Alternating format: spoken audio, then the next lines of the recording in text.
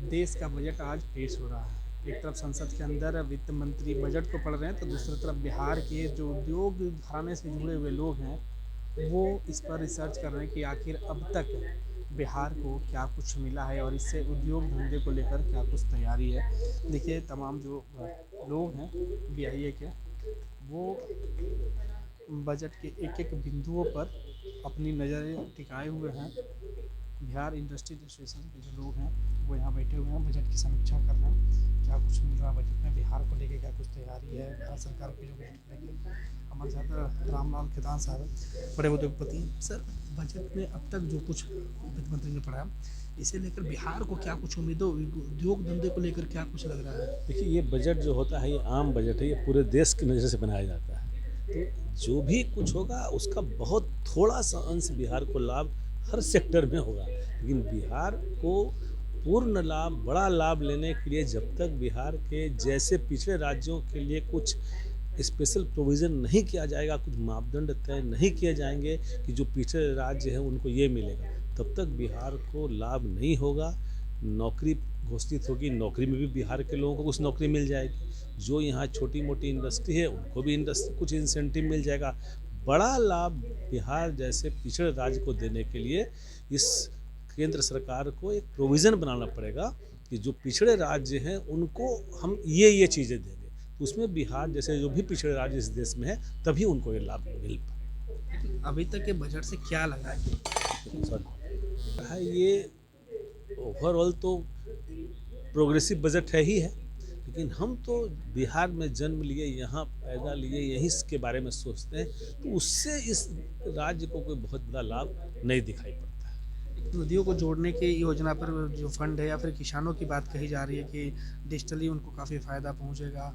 वो ठीक है, वो मैंने क्या कहा, पूरे देश के लिए सब हर राज्य को कुछ न कुछ जरूर मिलेगा, लेकिन बिहार में हर चीज़ हम नीचे की रेखा पर है, तो हमको ऊपर की रेखा में लाने के लिए ऐसा कोई भी प्रोविज़न इसमें नहीं किया गया है, और वो प्रोविज़न तभी होगा जब हम राजनीतिक सोच से ऊपर उठकर काम करें।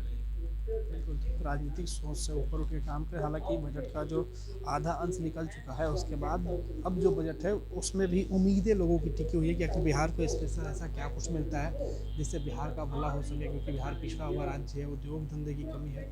हमारे साथ केसरी साहब हैं। सर, अब तक के बजट में जिस तरीके के तमाम देश के लिए बजट है, लेकिन बिहार को इसमें आप कहाँ देख रहे हैं? देखिए, बिहार को खासकर ये नेशनल बजट है, इसलिए खास किसी राज्य के लिए तो बजट है नहीं, लेकिन कुछ खास बातें हुई हैं, जैसे गति शक्ति के मास्टर प्लान की बात हुई है, उससे बिहार को भी फ़ायदा होगा।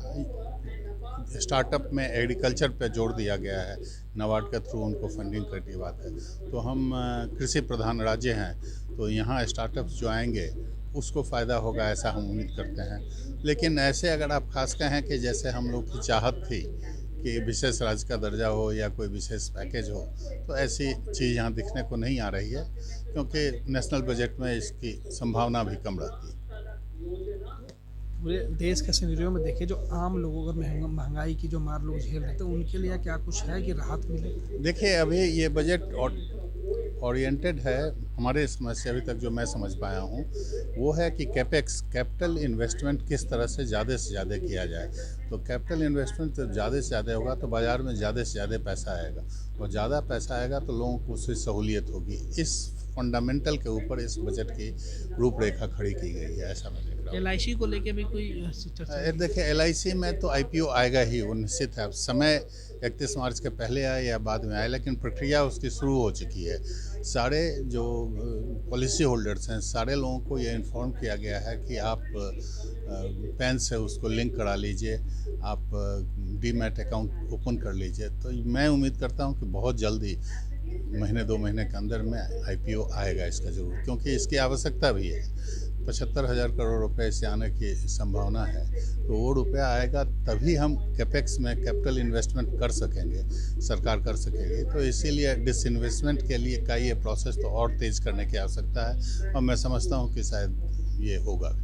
भाषण के कुछ अंश अभी बचे हुए हैं जो बजट में है, लेकिन अभी भी उम्मीद थोड़ी सी बरकरार है कि बिहार को लेके कुछ विशेष घोषणा हो जाए या कुछ। व्यक्तिगत रूप से मैं कह सकता हूँ, मैं ऐसी उम्मीद अब नहीं रख रहा हूँ। उम्मीद नहीं रखता हूँ। कारण यह है कि केंद्रीय बजट में अब खास राज्य के लिए कुछ मिले, किसी एक राज्य के लिए, हाँ ब्लॉक ऑफ राज्य के लिए मिल सकता, पिछड़े राज्यों के लिए मिल सकता था। और संविधान में ऐसी एक प्रोविज़न भी है कि रीजनल इम्बैलेंस को मीट करने के लिए कुछ उपाय किए जाएंगे, उसके तहत कुछ मिलने की आवश्यकता हो सकती थी। लेकिन अभी ऐसा दिख नहीं रहा है, जो प्रवाह चल रहा है उस प्रवाह में ऐसा नज़र नहीं आ रहा है कि आगे कुछ आएगा।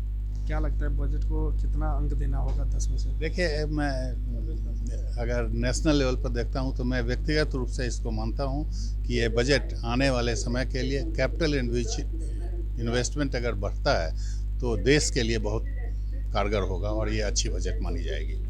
तो ठीक है, बजट को लेकर जिस तरीके से जो विशेषज्ञ हैं वो अपनी राय रख रहे हैं, आने वाले वक्त में बजट से उम्मीदें नहीं बनी हुई हैं, लेकिन बिहार को विशेष कुछ नहीं मिल रहा इस बजट में। इस बात की थोड़ी सी मायूसी भी तमाम लोगों के चेहरे पर साफ दिख रही है। हालांकि बजट जिस तरीके से आया है उसे भारत के विकास के लिए दूरगामी बजट कह सकते हैं। तंत्र मंत्र के बादशाह, भारत के जाने माने सर्वश्रेष्ठ गुरु खान जी, मिलेगा हर समस्या का समाधान गारंटी के साथ। मेरी बेटी की शादी के लिए बहुत से रिश्ते आते थे, पर कोई न कोई अड़चन पड़ जाती थी। इसी वजह से मेरा पूरा परिवार बहुत परेशान था। बाबा जी की दुआओं से आज मेरी बेटी एक बड़े घर की बहू बनी। भटको चाहे जहां, काम होगा सिर्फ यहाँ। गृह कलेश, कर्ज मुक्ति, प्रेम विवाह, जादू टोना, पति पत्नी में अनबन, सौतन या दुश्मन से छुटकारा, विदेश यात्रा में रुकावट, फिल्मों में प्रवेश और कोर्ट कचहरी जैसी समस्याओं का समाधान। सभी समस्याओं का समाधान गुरु खान जी। अभी कॉल करें 9821707996।